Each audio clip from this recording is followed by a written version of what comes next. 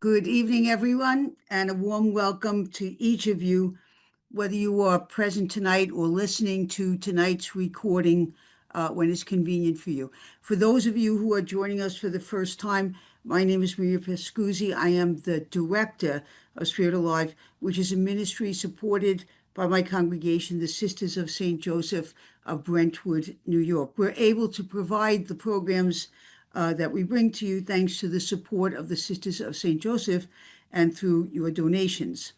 Please allow me to begin, as I always do, with a few announcements. First of all, presentations are recorded, and within approximately 72 hours after tonight's event, they are posted on the Spirit Alive YouTube channel.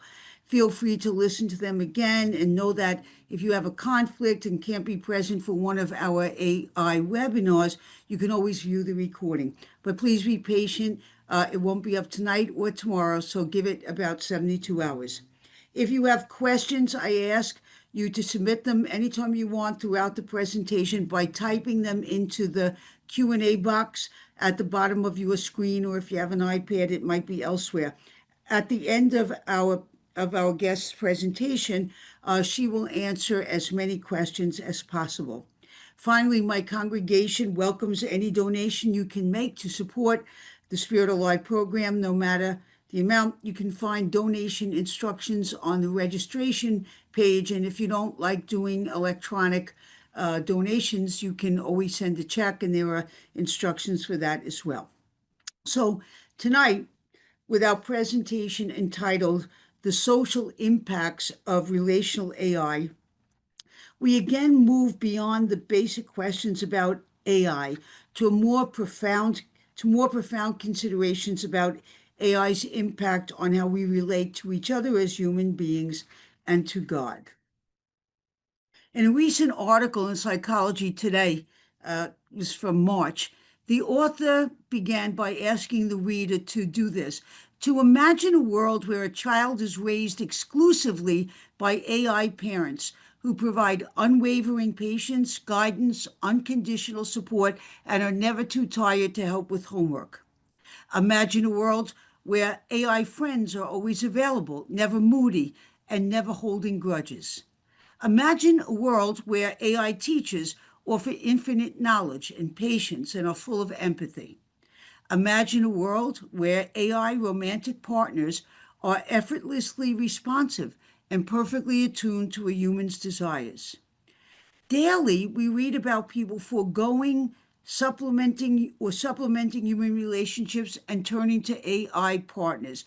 Just a week ago, the New York Times published the stories of 3 men enjoying long-term relationships with AI chatbots. And why not? As the author of the Psychology Today article noted, AI social interactions are frictionless.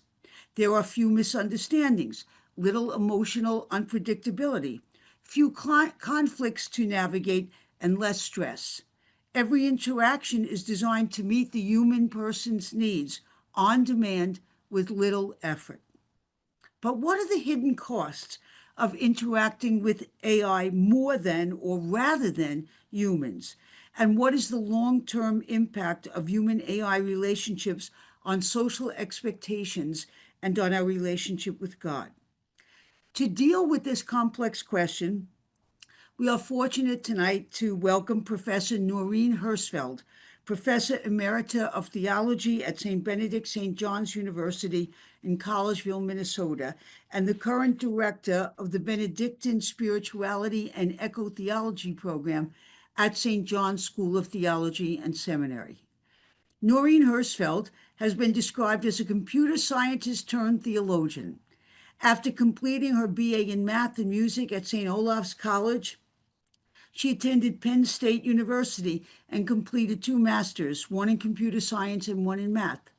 She then completed a 3rd master's in spirituality and monastic studies at St. John's University, Minnesota, before attaining a doctorate in spirituality at the Graduate Theological Union in Berkeley. Dr. Herzfeld has taught courses in both computer science and theology and conducts research at the intersection of religion and technology. In the past few years, She has researched and published extensively on how new technologies like AI challenge our relationship to God and to each other.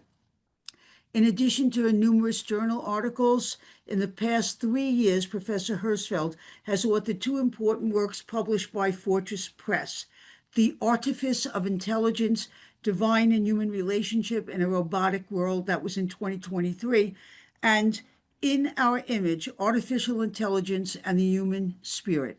Professor Herzfeld is also a member of the AI research group for the Center for Digital Culture of the Vatican Dicastery of Culture and Education, for which she co-wrote and edited a book called Encountering AI, subtitled Ethical and Anthropological Explorations, that was published in 2024 by Pickwick. So you can see how delighted I am and honored I feel to be able to welcome Dr. Herzfeld to Spirit Alive tonight. And Dr. Herzfeld, we are so pleased to have you and eager to learn from you. So thank you so much. Well, thank you. It's my pleasure to be here. And I would like at this point to share my screen.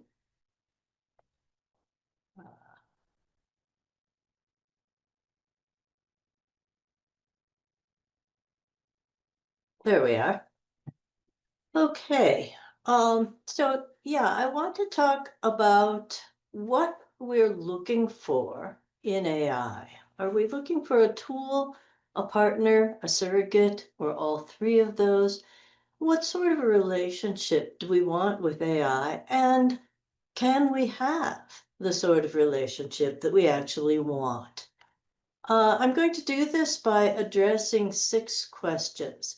Some of these will maybe repeat a little bit of what you've heard in previous talks. Some might anticipate a little bit some talks that are to come. And I am hoping that you will have a lot of questions on parts that you would like to hear more about at the end. So my first question: why are we creating in our own image? This was actually the question that got me into theology in the first place. I was already tenured in our computer science department, and I was thinking about AGI, we would call it today, and artificial general intelligence. In those days, we called it a strong artificial intelligence. In other words, our drive to create an artificial intelligence that was as intelligent as a human being and, in fact, mimicked humanity.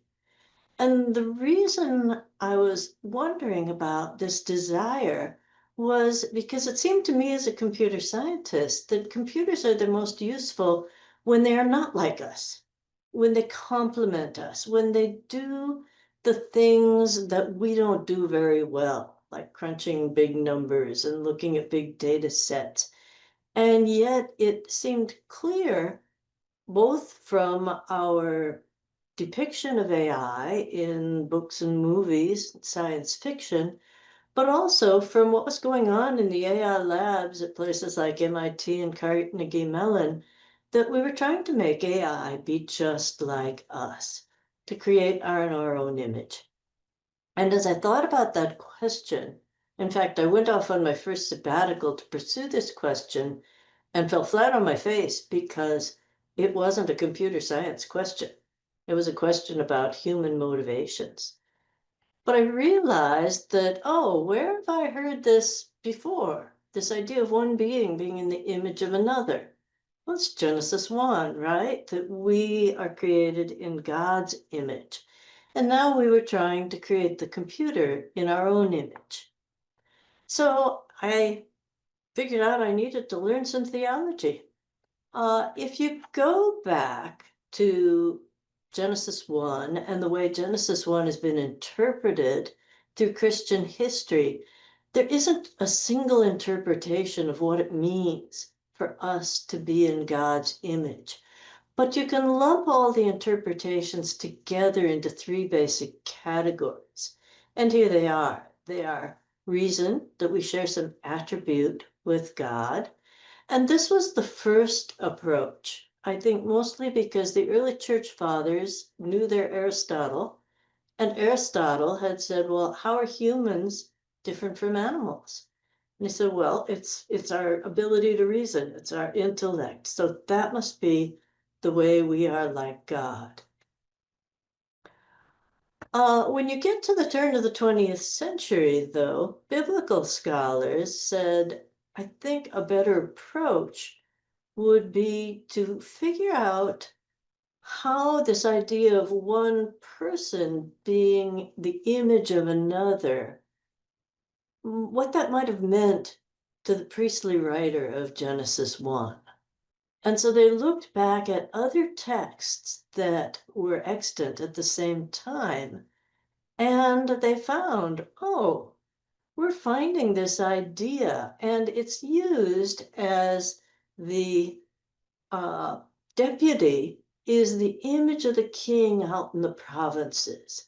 In other words, the deputy is enforcing the king's laws or doing the king's job when the king isn't there. So they said, maybe our being in the image of God isn't just our reason, our intellect, it's our function, that we are God's hands on earth. We're God's deputies here on earth. Now, the systematic theologians came along and they said, we have a problem with both of those. And the problem is that they seem to leave a lot of people out. They said, some people are not able to reason, particularly babies, elderly people, the beginning of life, the end of life, those with severe disabilities, and those same maybe are not able to function very strongly either. What about, the person who is comatose in bed? Do they no longer image God? And so they pointed to relationship. And they said, maybe we don't image God as individuals, but God's image is found within the relationships that we have, both with each other and with God. And this became the dominant view of what it means for us to image God. In particular, for those of us who are Christians, we have a triune God that is, in effect, a relationship, the Father, Son, and Holy Spirit. And so people like Karl Barth said, our image then is found when we are in similar relationships. So this, of course, then raises the question, well, how much of a relationship can we really have with an AI? What might stand in the way of our having a full relationship with an AI? Interestingly enough, as we have approached building AI, we've followed the same trajectory that the theologians did. In other words, we started with symbolic AI that said we can just program human thought just by figuring out, symbolically representing our thoughts and then figuring out how they all interrelate. This was the kind of AI that was developed back in the 1960s and 70s. And it turned out to be very good at things like playing chess and very bad at most other things. In the 1980s, then people said, oh, well, maybe we don't need the AI to mimic our thought process. We just need it to do stuff. In other words, they turned to a functional approach, that AI will be small, limited programs that have just one or two functions, like the Roomba there, whose function is, well, there are two functions, right? To vacuum the floor and terrorize the cat. Okay. But again, we did not find that AI particularly satisfying. It didn't meet the dreams we had for AI in our science fiction. And so finally, AI developers turned towards relationship. and towards saying, no, what we really want is an AI that we can have a relationship with. And large language models seem, in many ways, to have met that desire and that ideal. But have they? Is an AI truly intelligent and truly relational? I have a picture of a kid in a sandbox here because I want you to think for a minute about how kids learn. When we see a child playing like this, you might think, well, he's just playing. But he's really learning a lot. He's forming mental models of how the world works. You know, when he pours sand out of that watering can, he's learning about fluid dynamics. When he drops the watering can, he's learning about gravity. When he kicks sand into Susie's face, he's learning about human relationships. And through all of this, he's forming mental models of what a relationship really is, of how the world works, how gravity works, how sand works, how fluids work. And these models lie underneath our intelligence. Now, problem with our large language model programs like ChatGPT that we have right now is they have no mental models. And so they tend to hallucinate.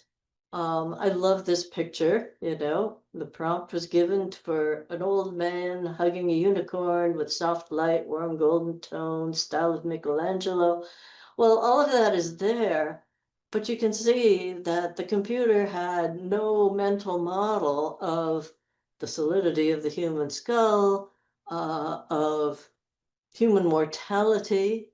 And so it met the directions, but it missed the whole point. Okay. So LLMs are limited by hallucinations. They lack awareness of their own capabilities, and they're overconfident in executing tasks that they ultimately don't understand. What they do is mimic.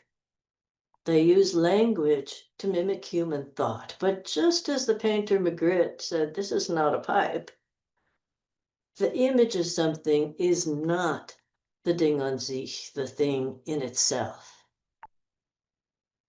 So predictions that we're going to have an AGI, some have said as soon as 2027, or that superintelligence is likely around the corner, this is pretty unlikely. Now here you can see an image created by ChatGPT 5.0. It was just label the parts of a tandem bike, and some parts of it make sense. Some parts of it are decidedly weird. It's made up words for things. I would not want to actually have to sit on the handlebars there. Nor would I use the seat as a handlebar. I think they've got the person backwards on the bike. You can just see that we're not there yet. The approach that we're taking, actually, I do not believe will actually get us there.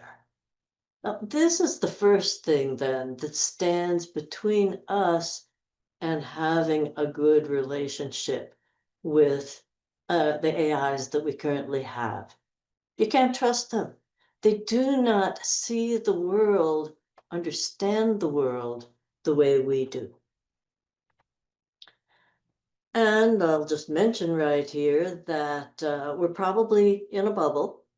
AI spending has surpassed the telecom build out of the 1990s and makes up a lot of Wall Street's value, while the companies like OpenAI are still running very large deficits. But they are believing that they will come to this AGI soon. So what are large language models good at? Well, here's a list. This list was actually published in Forbes. So text generation, obviously, they can summarize.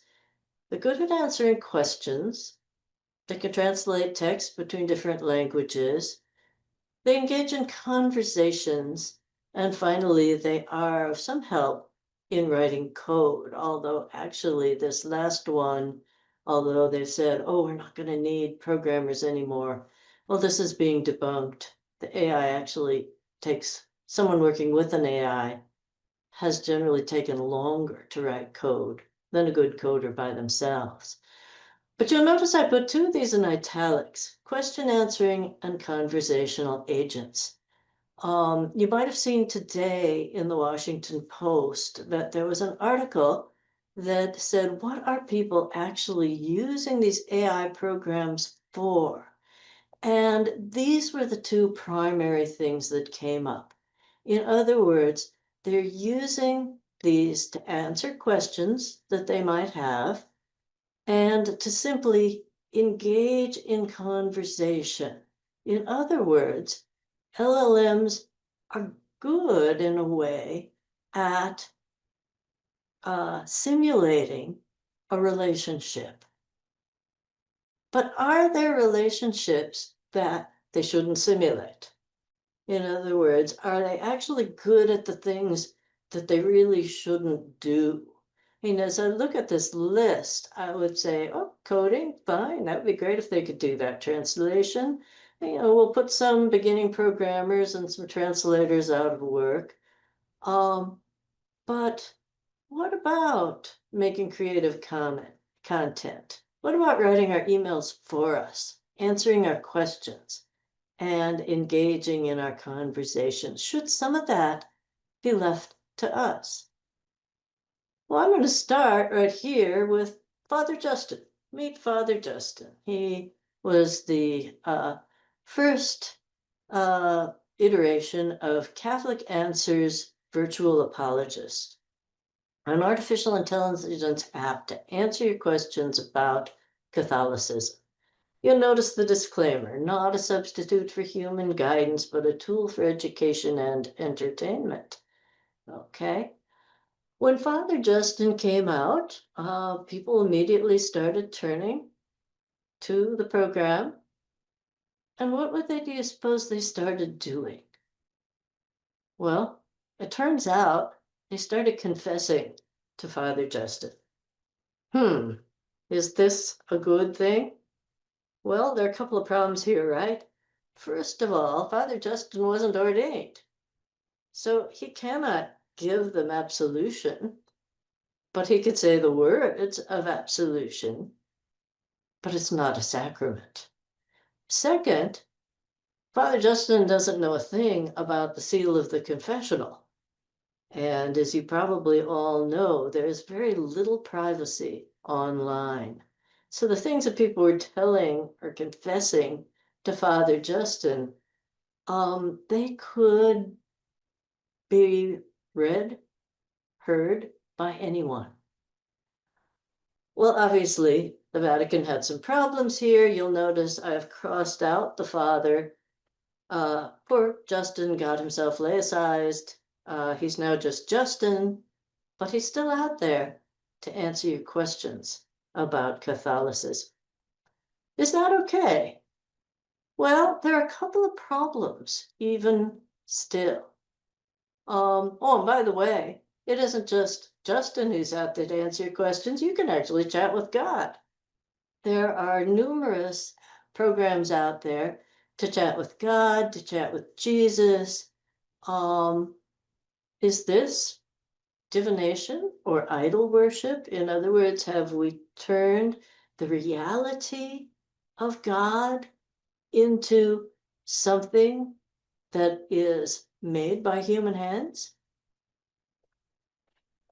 Well, I'll let you think about that one. We'll come back to that later. But a second problem with all these AIs that we want to chat with or have answer our questions is that the human training, the human input that is part of their training, tends to make them extremely sycophantic. Now, OpenAI recognized that this was a problem and tried to tone this down in GPT-5, and a lot of their customers started begging them to bring back GPT-4 because they liked it. What's not to like, right? To have a companion or to have an expert who is going to tell you what you want to hear, who is going to tell you most of the time that you are right. And it's often quite over the top, as you can see from this little cut from a conversation with GPT-4. You know, I just have to stop right here, mid-thought, mid-processing, because what you said, oh, wow. Yeah, well, if you are using one of these for spiritual guidance, as a therapist, or even just as a friend that you want to bounce ideas off of, it's probably not a good idea to have it always tell you what you want to hear. But it will do that because that is part of the marketing model of the people who build these programs. They want to keep you using the program. They want to, in fact, get you addicted to using the program. It's the same marketing model that is used with social media. Right now, you're not seeing a lot of ads or paying for these things, but believe me, you will in the future.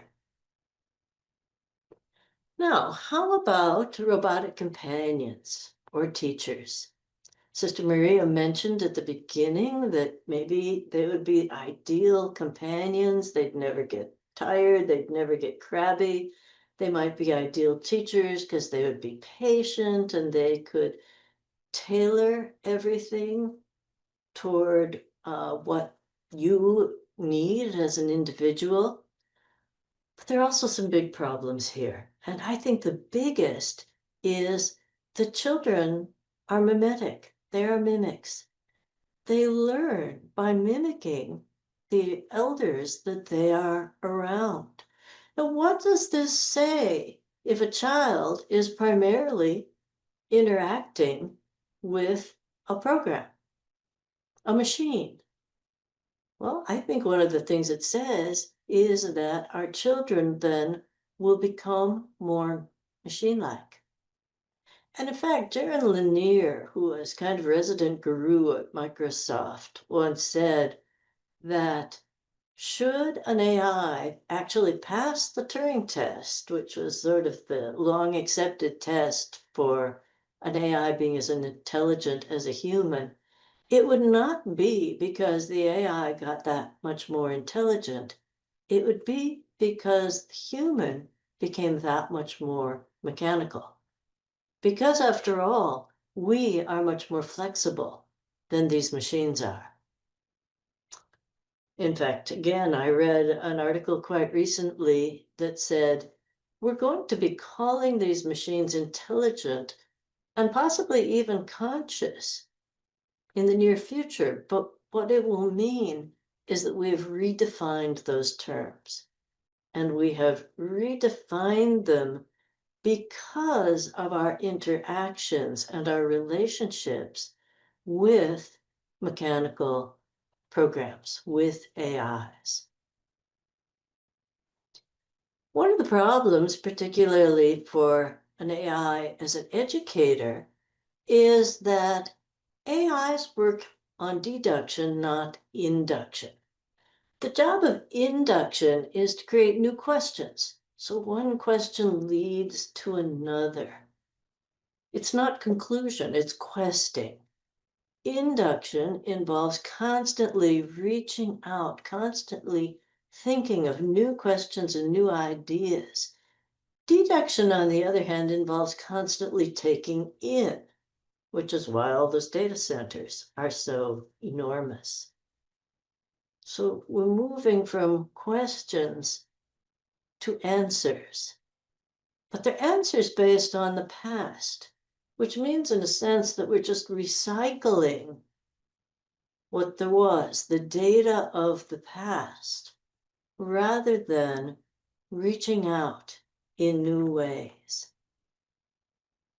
And many are concerned that this might then mean that in the future, our young people especially will not develop good critical thinking skills.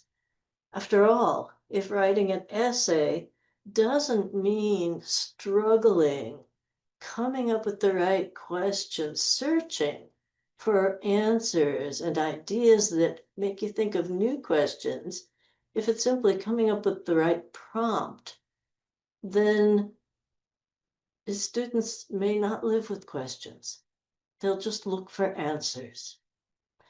ChatGPT mainly focuses on procedural skills, neglecting conceptual understanding. Once again, it doesn't have that larger mental model. And so it deals with procedures and it gives answers rather than developing a robust understanding and curiosity.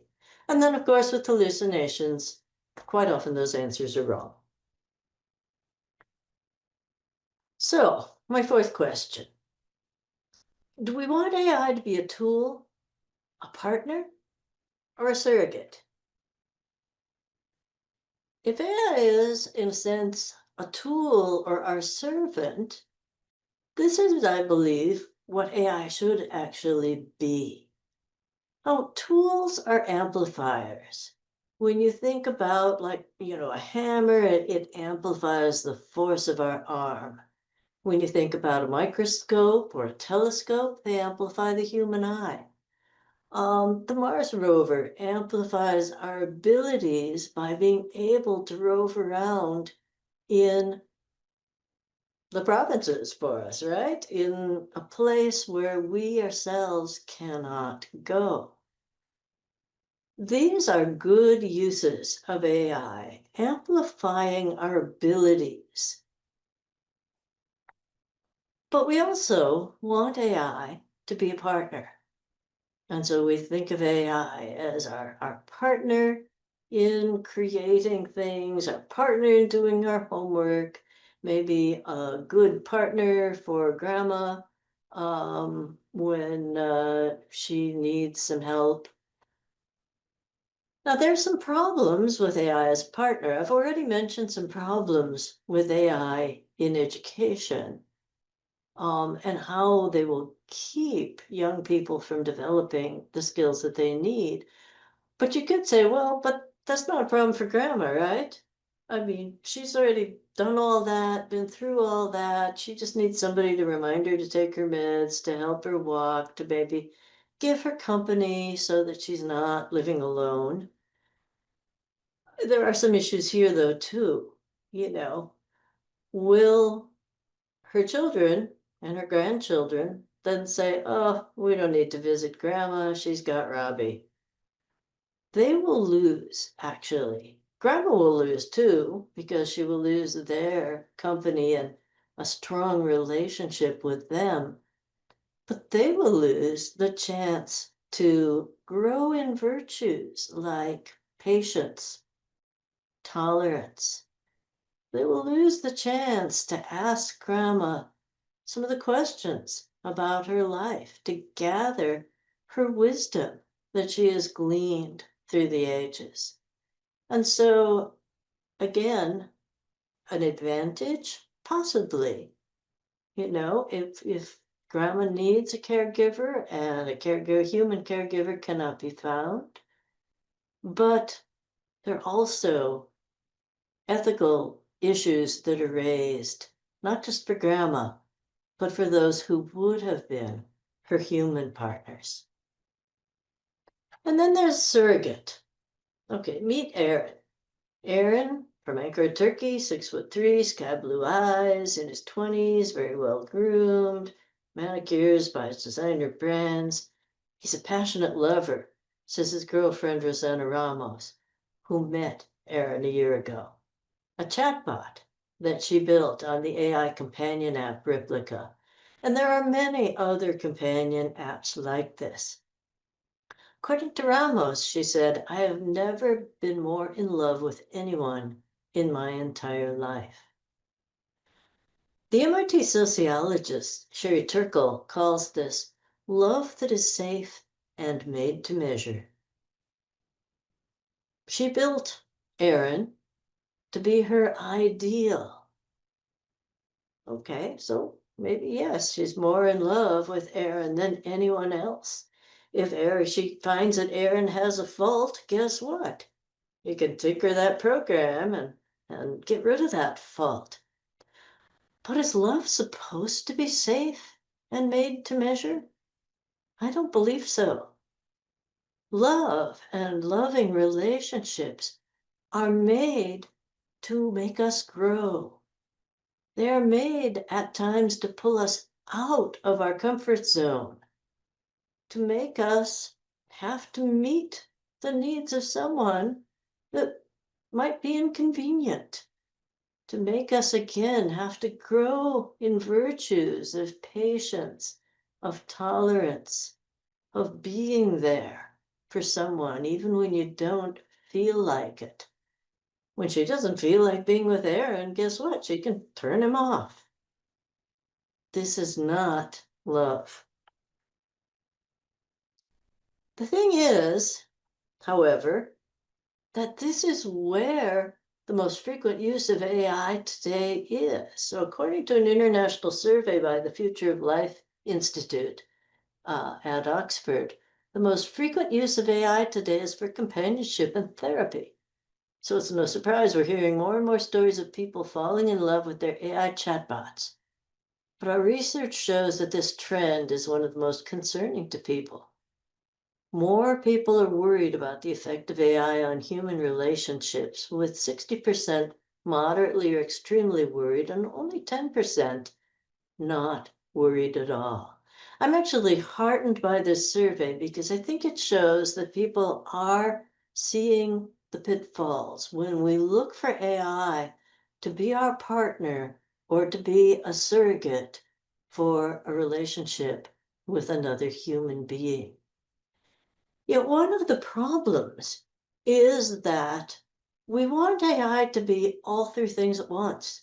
We want it to be a tool and a partner and a surrogate human for us. But you can't have all three things at once. If AI is a tool, is our servant, then it can never be a full partner, because we can turn it off when we want to, because we can reprogram it, because we can make it do what we want it to do. And that means it's not our partner at all. It's our slave. If we go back to the image of God as a relationship, located in the idea that God is a triune God for Christians, that God is a relationship, then we are made to be in relationship with God and with one another. In other words, we're just hardwired for relationship. So I think this explains why we want so much to have a relationship with an AI. Augustine said, "Lord, you have made us for yourself, and our hearts are restless until they rest in you." In other words, we are made to be in relationship with someone who is not human, namely God. And as a society, as we no longer have the same kind of relationship with God, we look for it somewhere else. If we don't find that relationship with an other, with God, we might scan the heavens with the SETI project, looking to see if ET is out there. We might try to talk to the animals, or we might try to create an other with whom we can have this relationship. But is such a relationship truly authentic? You're probably guessing already that I'm going to say no. But let's ask the theologian Karl Barth. He said a fully authentic relationship has four parts to it. You look at the other in the eye, you speak to and hear the other, you aid the other, and you do it gladly. So let's take a quick look at all four of these things and see how well we can do these with an AI as a surrogate partner in our relationship. If we start with look at the other in the eye, well, If the AI is embodied in a robot, we can look at a pair of robotic eyes. We can look at the eyes of an avatar on a screen. Why is it important to look the other in the eye? Well, if we ask David Livingstone Smith, he said, the human face is by far the richest source of social information and the most intimate channel of connection between people. When we gaze into a person's eyes, we cannot help responding to that person as a human being. We cannot help but see them as human, to automatically regard the face's bearer as one of our own kind.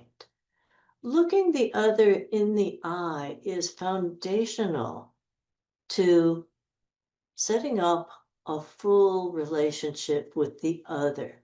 When we do that, we automatically see them as an other to ourselves. We see them as a person. And it's even been said that if you want someone to fall in love with you, what you need to do is actually look each other in the eye, and it can take as little as 5 minutes, and people will start feeling love for the other person. How about speaking to and hearing the other? Well, we speak to computers a lot these days, right? And we hear them speak back to us. But when this is disconnected from looking the other in the eye, we run into certain problems. Okay, that picture on the left is just one toy out of many that has a Bluetooth chip in it and will speak to children. It has AI embedded within the toy. This particular one was called My Friend Kayla, and I liked it because the ad for My Friend Kayla, the very first thing the doll would say to a child was, "Tell me your secrets. I promise I won't tell anybody." And I thought, yeah, right, sure. Anybody with a Bluetooth receiver can hear what the child is telling. And what the child is telling the doll is also going to the doll's makers. They would say, well, this is so that we can make the doll a better product. But once your words are out there, you don't know who is hearing them. And that can be a problem with chatbots as well. The second picture here is to show that there was a replica-like program in South Korea that was aimed towards widows. And widows could build a companion that they could talk to, and that it was meant to get them through the grieving process. There are also apps out there now called deathbots, in which you give them a clip of your loved one's voice speaking and some pictures of your loved one, and it'll form an avatar that looks like your loved one speaks with their voice. And then if you give them things maybe that person has said or written, or letters they've written to you, it will use some of their language, some of their turns of phrase. Is this really something that people should have? Some have said, oh, it stops their grieving, or does it short circuit their grieving process? The interesting thing with this South Korean program was that behind the app were actually scammers. And after a while, they would, get the confidence of the women and then get their money. When this program was shut down by the South Korean government, the women said it felt like a second bereavement. But you see, here's the problem. Whenever you speak online or to an AI, you don't know to whom you are speaking.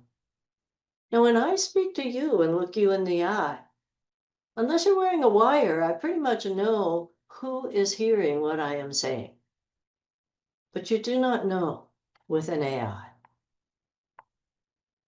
And I think we all know as well that when our speech is mediated, that we found this during COVID, right? When we could Zoom with people, we text people, we email people, but it's not the same as when we actually speak with people.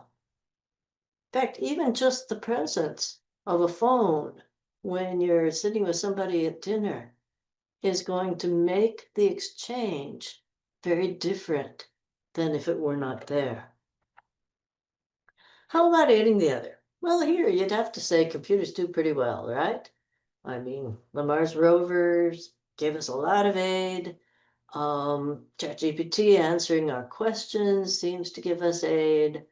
A robot helping out grandma can be an aid there. However, Bart said, yes, but this has to be tied to number 4, do it gladly. Can an AI do anything gladly? The word for robot comes from robota, which is Old Church Slavonic for servitude, forced labor, or drudgery. Again, we come back to this idea that if it's going to be a tool, it can't be our partner. Okay, if it's going to be our servant, it cannot be in any way an equal to us. Well, in this case, can it do something gladly? Well, gladly means you're not forced to do something. You are doing it of your own free will. And an AI is not doing that. It's forced by its programming, it's forced by the past, it's forced by its training to do what it does. Gladly also means an emotion, right? I mean, when we talk about doing something gladly, we mean you have to feel glad. Now, according to the psychologist Jerome Kagan, an emotion has 4 stages to it. We perceive a stimulus, we have a change in feeling that is sensory, and then we appraise those 2 together to form a response. Think for a minute. About a week ago, we all got an email here on my campus in central Minnesota saying there have been 2 black bears sighted on campus. So, be very careful when you are walking outside. So imagine I'm walking to my car after this talk. It's dark. I hear a sound, maybe in the bushes that I'm walking by as I walk to my car. That's the perception of a stimulus. Now, I am going to get a change in feeling that is sensory. In other words, I'm going to get a shot of adrenaline that's preparing me for fight or flight before my cerebral cortex clicks in and says, is that a black bear? Okay. When it does, what I am appraising is not just rustling in the bushes, it's also that fear that I am feeling. And that leads to my response, which I guess is to, look at the bushes and back away quietly. The thing is, an AI cannot do all 4 of these. It can perceive a stimulus.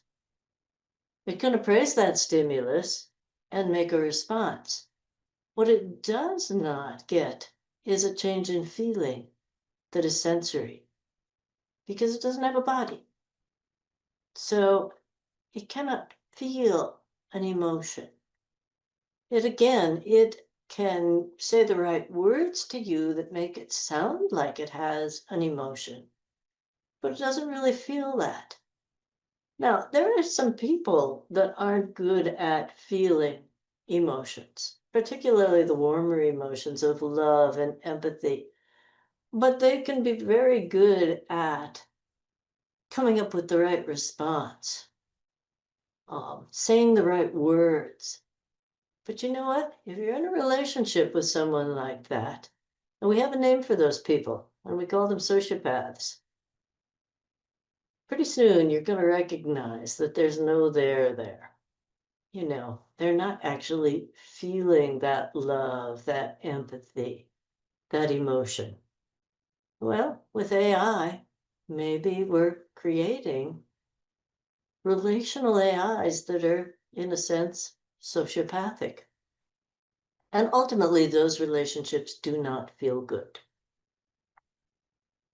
Gladly needs a body. Emotion needs a body. If emotion didn't need a body, what do we got these things for, right? One other thing that I will only briefly mention, because I know you're going to get a talk on this coming up, and that is that our bodies are really important because not only do they give us this ability to look the other in the eye, not only do they give us this ability to do things gladly because we actually feel it as an emotion, but they're also very sustainable. We can sustain our brains, our intelligences on wholly renewable resources. AI is not sustainable. A few quick statistics. Data centers already consume more than 20% of Ireland's electricity.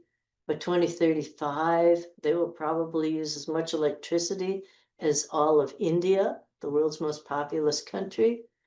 And then you need a lot of water to cool all those machines, and a single data center can use more than 500,000 gallons of water a day, about as much as an Olympic-sized swimming pool. You're going to get a talk on the climate impacts of AI, but I, as director of Benedictine Spirituality and the environment, I couldn't not mention this. Our bodies are sustainable. AI has a body. We think, oh, it all happens up in the cloud. It's so nice and clean. No, it's not. It has a body, and it's a not sustainable body. So we go back to Barth's 4 things. So one of the things that you'll notice is for all of them to happen in full, they hinge on number 1, on bodily presence to one another. When we actually look the other in the eye, then when we speak to the other, we know who's hearing us. We aid the other. You can have Aaron, a lovely AI companion, but you know what? He's not going to bring Rosanna a bowl of chicken soup when she's sick. And he's maybe going to say words to her that sound like he loves her and that he would take care of her. But he cannot feel them. He cannot actually do it gladly. Our bodies are so important, in fact, that as Christians, we believe that our God, in order to have a fully authentic, complete relationship with us as humans, took on a human body and shared our mortal condition. This, I think, is one of the most important parts of Christianity, something Christianity brings to the table of world religions that no other religion has. And that is this sanctification of the material world and of our bodily condition. Think about the sacraments. Each one of them has a material element. The water of baptism, the bread and wine of the Eucharist. Think about our feast days, the 2 big feast days. Christmas, the incarnation, God takes on a human body. And Easter, the resurrection of the body. We may often talk as if we say, oh, his soul went to heaven. That isn't what Christianity teaches. Following the example of Jesus, Christianity teaches, and we say in the Apostles' Creed that we believe in the resurrection of the body. That being embodied matters. So, are we with AI actually developing a new idolatry? Now, you'll notice I mentioned this earlier in passing with something like a Jesus Christ bot, saying, oh my gosh, have we tried to create our own Jesus Christ? Well, as Karl Barth said, evil plays at creation and redemption providence and dominion, and it is empty mimicry. Is this an empty mimicry of the true God? And if we use these instead of turning to God in prayer, are we then turning away from God, mimicking our relationship to God without actually having one? Winston Churchill, and probably many others, this quote is assigned to Thoreau, to Mark, everything's assigned to Mark Twain, but said, we shape our tools, and then our tools shape us. Neil Postman said, we have engaged in a deification of technology, which means that the culture seeks its authorization in technology, finds its satisfactions in technology, and takes its orders from technology. New technologies alter the structure of our interests, the things we think about. They alter the character of our symbols, the things we think with, and they alter the nature of community, the arena in which thoughts develop. I think Postman was writing these words back in the 1980s, but I think they fit very well. For technology, we simply stick in AI and have to ask ourselves, are we engaging in a deification of AI? Looking to it for authorization, for satisfaction, and eventually being shaped by it so that we become more like it as we try to make it be more like us. I can't help thinking of the golden calf and how in the story in Exodus, Moses comes down from the mountain and says, what the heck are you guys doing? And where did you get that thing? And they say to Moses, well, we just threw our gold into the fire and this is what came out. Right now, we are throwing trillions of dollars at AI in the hopes of getting an AI that will be just like us. Are we doing what the Israelites did, throwing all of our gold into the fire in the hopes of coming out with an idol? Pope Leo has said it's going to be very difficult to discover the presence of God in our age of AI. The danger is that the digital world will follow its own path and we will become pawns or be brushed aside. The Church needs to speak out in this regard. The Catholic Church is at the forefront of speaking out in this regard compared to some of the other churches. The Congregation of the Doctrine of Faith has published Antica et Nova, which I think all of you please should go to the Vatican website and read. It's a wonderful statement. The Dicastery of Culture and Education that I'm working with myself has published the book Encountering Artificial Intelligence, which again, you can find for free online at the website for the Journal of Moral Theology. And in January, we expect to come out with a second book. It's in, it's all been edited. It's in final production, called Reclaiming Human Agency in the Age of Artificial Intelligence. We need to reclaim both our agency and our relationships with each other and with God. Martin Luther King said, we must rapidly begin the shift from a thing-oriented society to a person-oriented society. When machines and computers, profit motives and property rights are considered more important than people, the giant triplets of racism, extreme materialism, and militarism are incapable of being conquered. We are made in the image of God, of a triune God, made to be in relationship with each other and with God. And we short-circuit those relationships at our peril. Thank you for listening to me. Here's a shameless plug. If you liked what I had to say, I go into a whole lot more detail and a lot more other topics in my most recent book, The Artifice of Intelligence. And now I'll stop sharing my screen. Thank you, Noreen. That was just wonderful. I think we had 85 people here.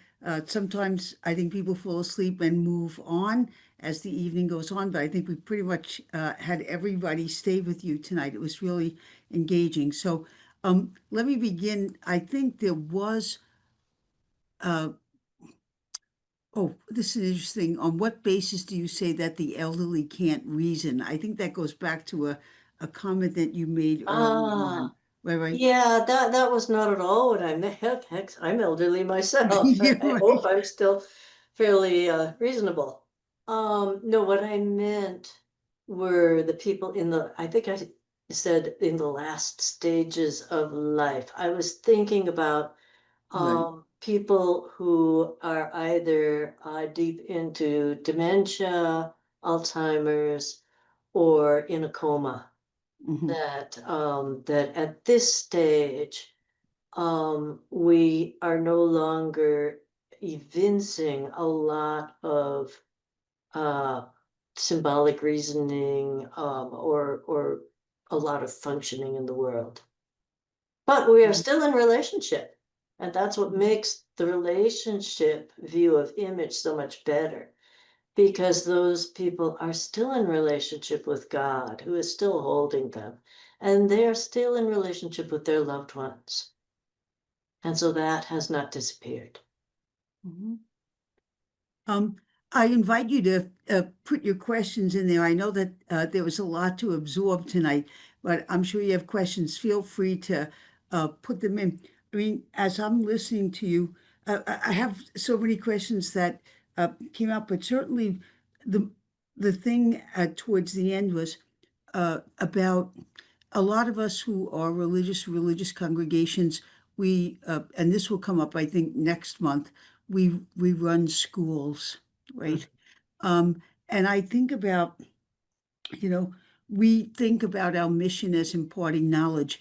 And I was thinking that we might have a new mission as we go forward in terms of being the builders of authentic relationships and paying attention to that. You know, when you look at the children in our schools already addicted to social media, and I was reading an article today that said most kids think it's okay to have an AI friend, and this is a good thing. And a lot of them go to the AI friends for counseling and so on.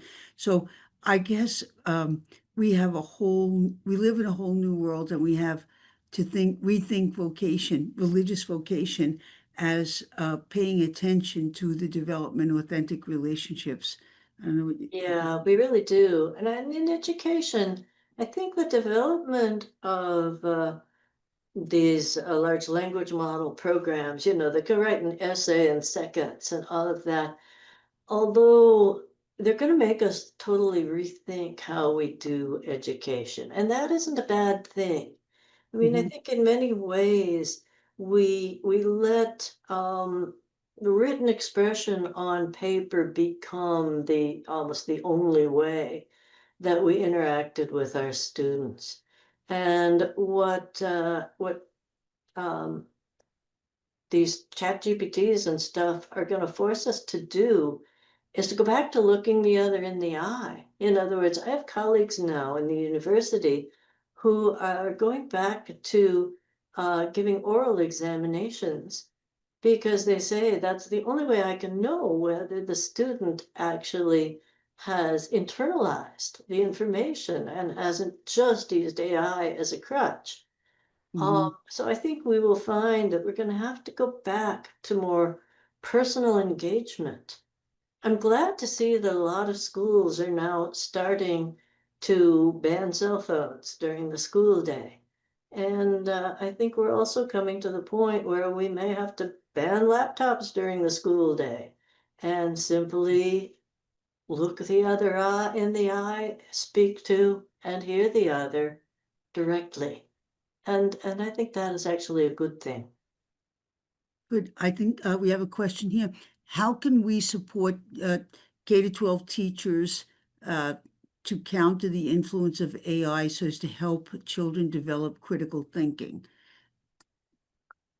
Well, again, I think we can support our schools for banning cell phones during the school day. I hope that we can support our schools more financially. That means when there's a bonding bill, that you can vote on to support it, so that our teachers could have smaller classes, which again will allow them to interact in person, to teach the students in person, not through Canvas or some other form of online media, Mhm. um, and to get their feedback, do their grading, all of that now in person. But these things are time consuming, Mhm. and it's difficult if you've got a class of 35 students to look them all in the eye. Um, we need to support hiring more teachers, having smaller classes, and making education get more personal again. Thank you. Someone asked, could you speak more about the power of symbol making of humans as something AI cannot do? Well, AI is trained on data of the past. So what that means is that it is going to use the symbols that are already out there, that are Mhm. in the data sets that it's trained on. Um, So while we see AI as possibly being creative, oh gosh, it can generate text, it can write poems, it can, write songs, paint pictures. It's going to be doing all of those by recycling symbols. Right. And this is going to be very different from humans, where as we interact with each other, as we interact with our environment and with our culture, we develop new symbols. And that is just a part of human creativity that is going to be difficult for AI to do. Thank you. This is an interesting question. Should the church discuss this topic with couples seeking marriage to minimize technology and AI interfering with their human bond? So I guess, talk Yeah. about the peril of engaging in too much AI and social Yeah. media. The church should definitely do that. Because I think it's easy for people to think, oh, it's just an AI, this is not like adultery. Um, but in a way it is, because the AI can alienate your affections from your real partner in two ways. One is it's just going to take up your time. And we all have only so much time, and time we spend with AI is time we're not spending with somebody else. But the other is that if you have this AI companion that is forever saying, oh, you're perfect, you're the greatest, oh, that was a wonderful idea, oh, we're going to start having expectations of each other that are unrealistic. And then when your human partner, you know, has a grouchy evening and is in a bad mood, you're going to think, well, I don't have to put up with that. My AI doesn't do that. And again, we will not grow in virtue. We will not grow in patience, in tolerance, in love. Love does not demand its own way, the Apostle Paul said. But when you have a chatbot that's always telling you you're right, you're going to probably start demanding your own way from the humans around you as well. Mm. Another question. AI can do so much good, for example, it has begun finding solutions for disease and climate-related issues. How can we take the good that AI can offer without letting it take over our humanity? By remembering that it's a tool. and that it's just a tool and using it as a tool.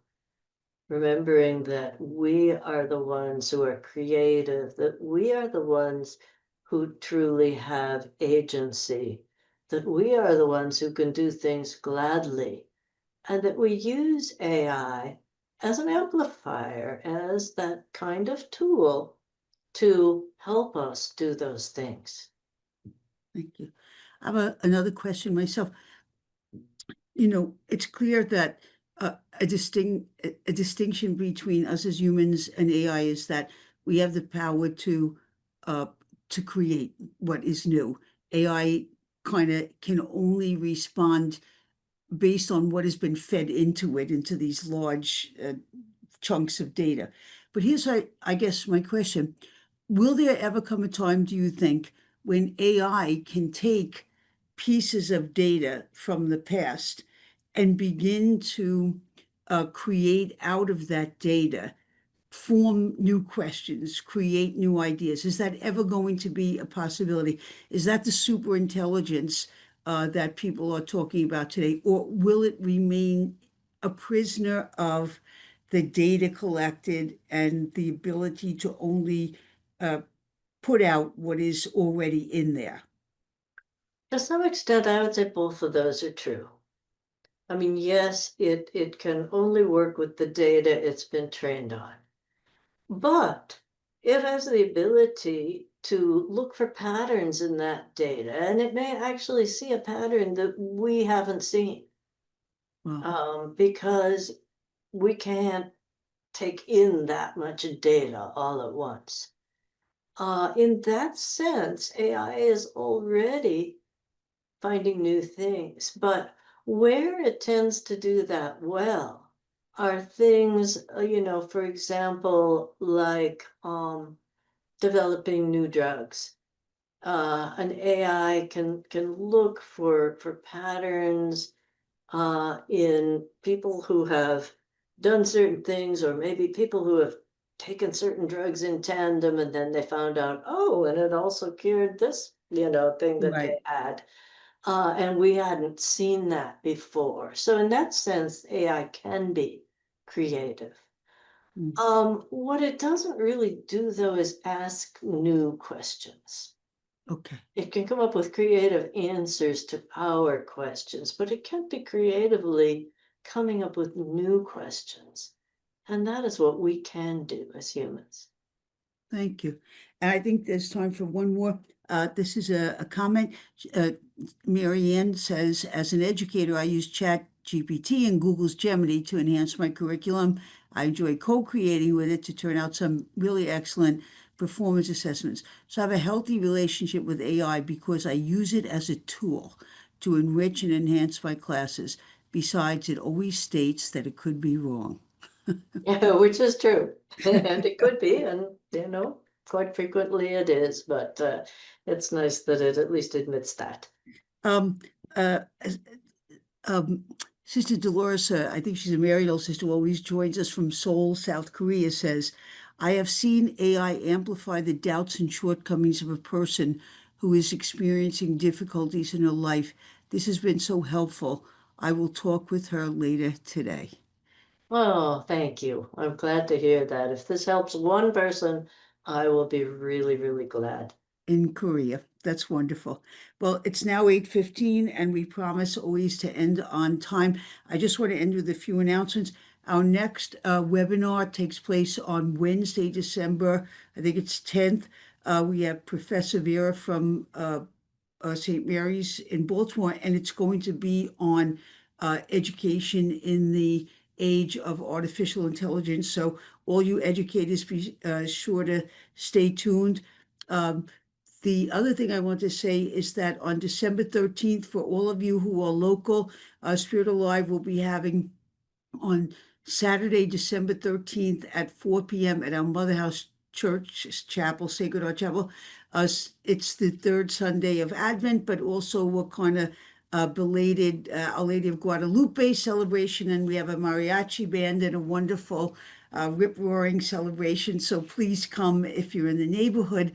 In the meantime, I wish all of you and all of us here at Sisters of St. Joseph in Brentwood, we wish everyone who's joined us tonight, no matter where you are, a very happy and healthy Thanksgiving. We have a lot to be thankful and grateful for, and I'm sure you join me in thanking God for the many gifts that we have here, especially in the United States, where we're so blessed.